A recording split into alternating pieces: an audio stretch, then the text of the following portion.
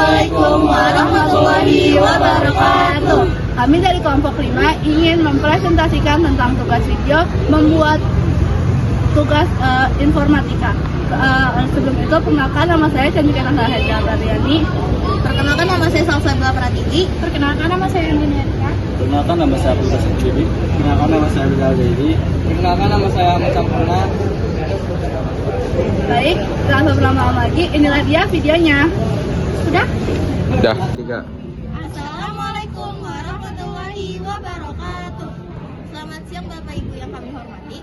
Di era digital seperti sekarang, informasi dapat menyebar hanya dalam hitungan detik. Dengan satu kali klik, berita dapat dibaca oleh jutaan orang. Namun, kemudahan tersebut tidak selalu membawa dampak positif. Banyak berita yang benar, tetapi tidak sedikit pula informasi palsu atau hoax yang sengaja dibuat untuk mempengaruhi opini masyarakat. Oleh karena itu, pada kesempatan kali ini, kelompok kami akan membawakan sebuah presentasi yang dikemas seperti acara berita televisi. Kami akan menyampaikan satu berita faktual yang sedang menjadi perhatian masyarakat, kemudian membandingkannya dengan sebuah berita hoax yang sempat beredar di media sosial. Setelah itu, kami akan menganalisis keduanya agar kita semua dapat mengetahui cara membedakan berita yang benar dan berita palsu. Baiklah, langsung saja kita mulai berita hari ini.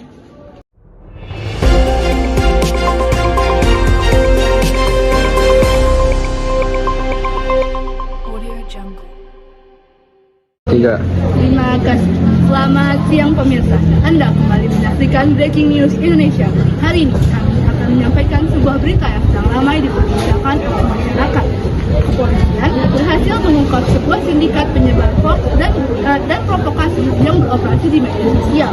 Kasus ini menjadi perhatian publik karena melibatkan jaringan yang cukup terorganisir dan diduga telah menyebarkan berbagai informasi palsu.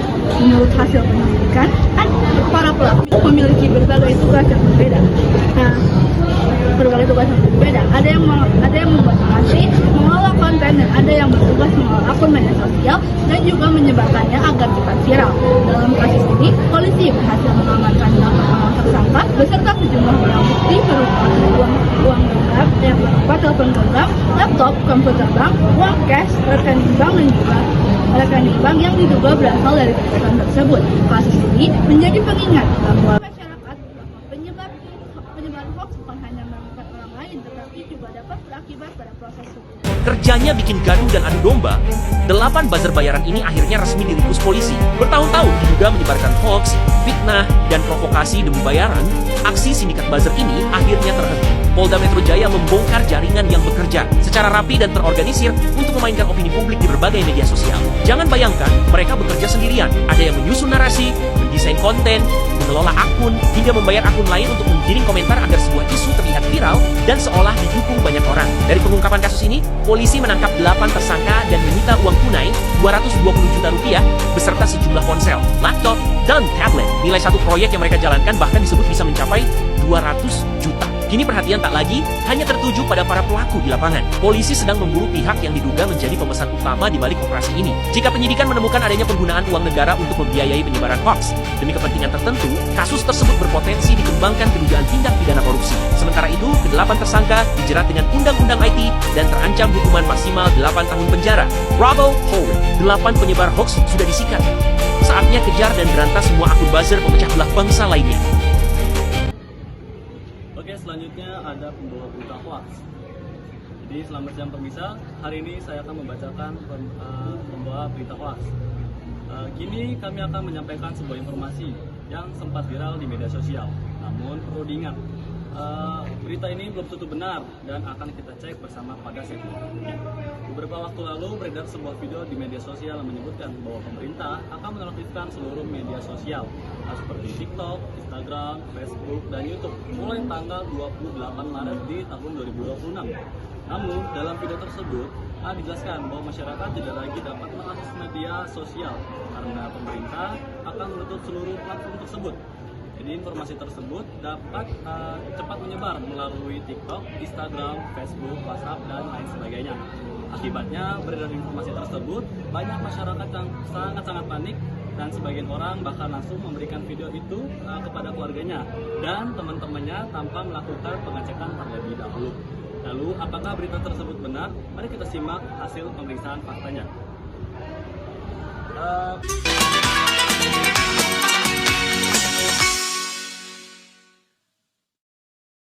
Pemerintah resmi melarang anak di bawah usia 16 tahun untuk mengakses platform digital berisiko tinggi termasuk media sosial dan layanan jejaring. Aturan ini diberlakukan untuk memberikan perlindungan bagi anak di bawah umur dari berbagai bentuk konten yang berbahaya untuk diakses oleh anak-anak.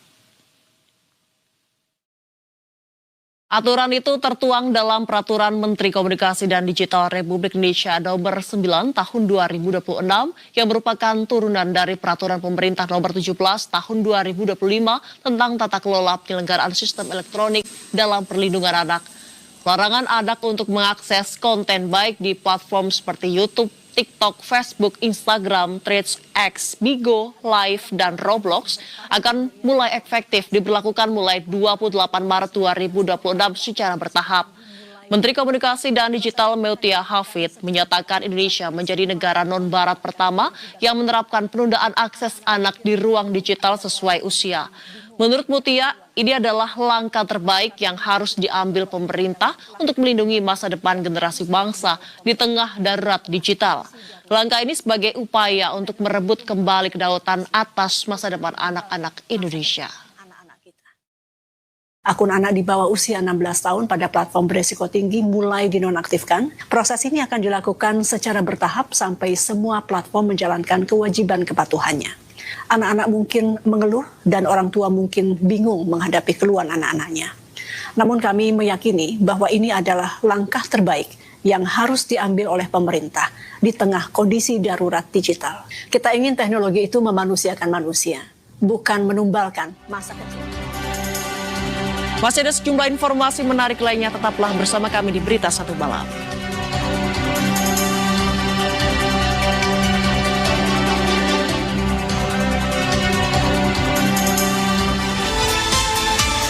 Berdasarkan berita yang telah disampaikan, kami menyimpulkan bahwa berita ini termasuk berita faktual. Mengapa demikian? Pertama, informasi berasal dari konferensi resmi kepolisian. Kedua, berita dipublikasikan oleh berbagai media nasional yang terpercaya. Tiga, terdapat bukti berupa penangkapan tersangka, barang bukti, dan keterangan resmi dari pihak berwenang.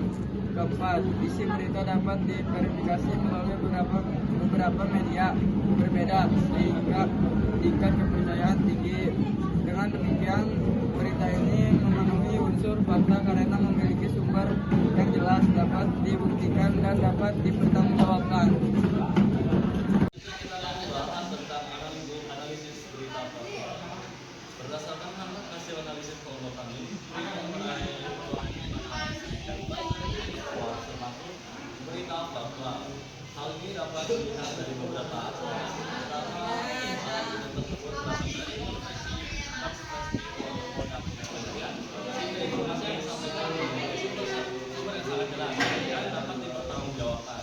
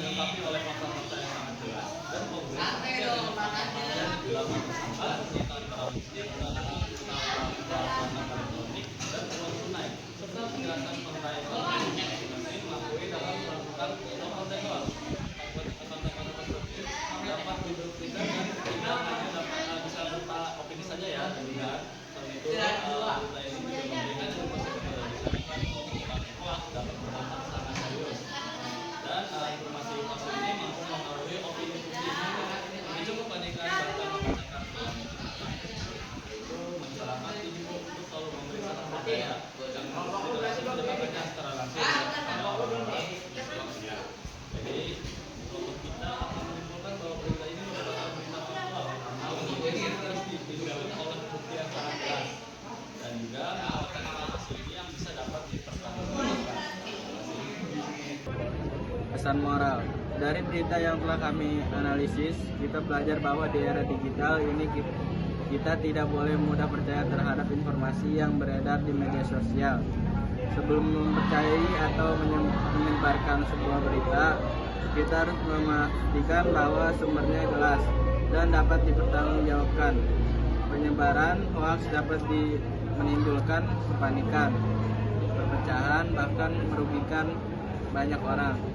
Oleh karena itu, marilah kita menjadi pengguna media sosial yang bijak dengan selalu memeriksa fakta, berpikir kritis, dan menerapkan prinsip saring sebelum sharing. Sekian tugas kelompok dari kami. Mohon maaf bila ada kesalahan kata. Wabillahi taufiq wal hidayah. Wassalamualaikum warahmatullahi wabarakatuh.